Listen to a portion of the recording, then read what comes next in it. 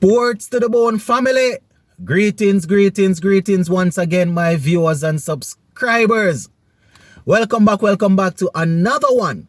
And in this video, I just want to spend the time and talk to you all about the West Indies A versus Bangladesh A unofficial test match. West Indies A, you could say that they are in control of the game after setting a good score and bowling Bangladesh A out pretty rapidly. So we're going to go through that. Plus, we're going to spend some time and talk a little bit about the Barbados women's team. They were crowned champion of the CG Super 50. But because we have been paying so much attention to the West Indies men's team, you know, we haven't gotten a chance to touch on that. So just give a listening ear and make sure you hit that subscribe button. Drop in the comment section what you are thinking as it relates to these topics. All right, so the West Indies A, they were able to put up a commanding total of 427 for 7 declare. Yeah, man, 427 for 7 declare, my viewers and subscribers. Very, very good there by the guys. You know, we would have seen Kevin Sinclair going on to get a half century. You know, so he made 53 not out of 80 deliveries, had 6 fours in there, and that's at a strike rate of 66.25. So shout out to Kevin Sinclair. The captain, Joshua De Silva, he was able to add, you know, a few runs to his overnight total. He ended up getting 77 of 127 deliveries with 5 fours and a 6 in the mix. That's a strike rate of 60. So 427 for 7 declare. And we were able to bowl out Bangladesh A for 264.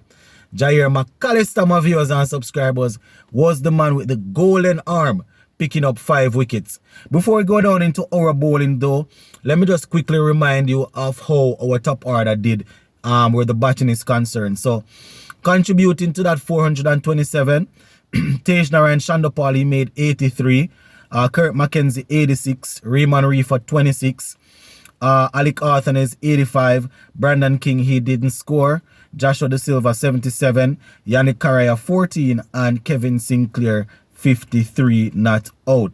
So Akim Jordan, Goodikish, Moti, and McAllister, those guys didn't bat based on the lineup that they have there. So, you know, that is how we did.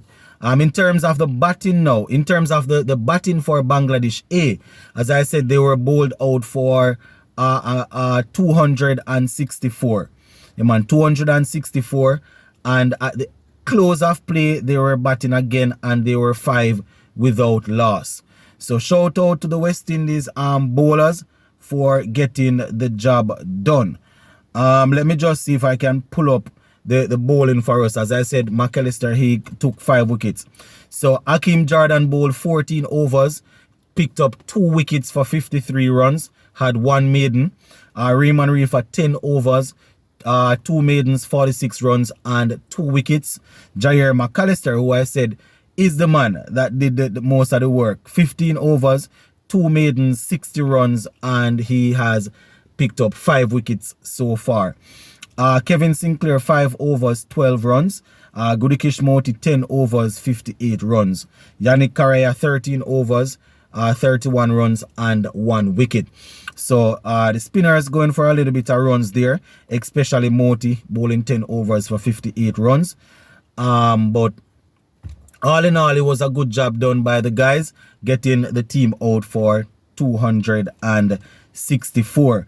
Saif Hassan, he was the top scorer for Bangladesh A, getting 95 of 71. So quite a few guys getting pretty close to 3-figure scores so far in this game, but none being able to get across the line. So, you know, we also see Anik getting 64 from 123 deliveries.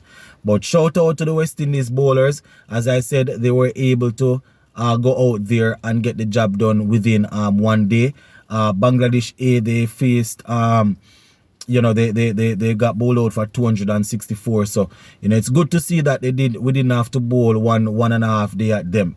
You understand? We were able to declare, put them in and bowl them out.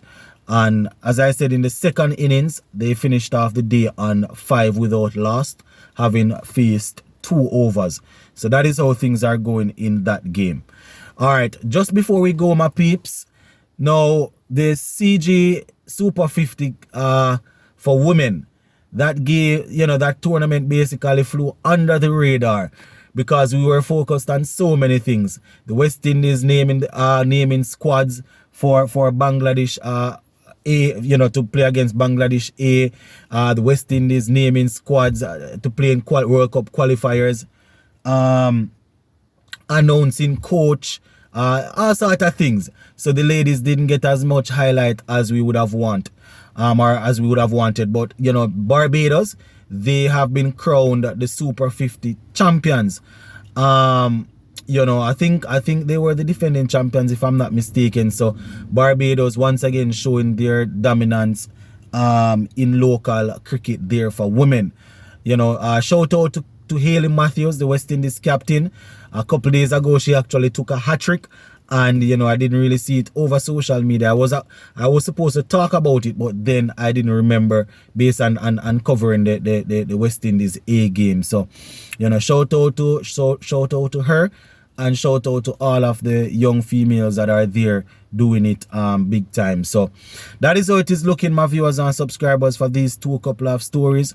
Now, just before we go, ever since West Indies announced the head coach, the 2 new head coaches, social media, it has been buzzing, to put it that way.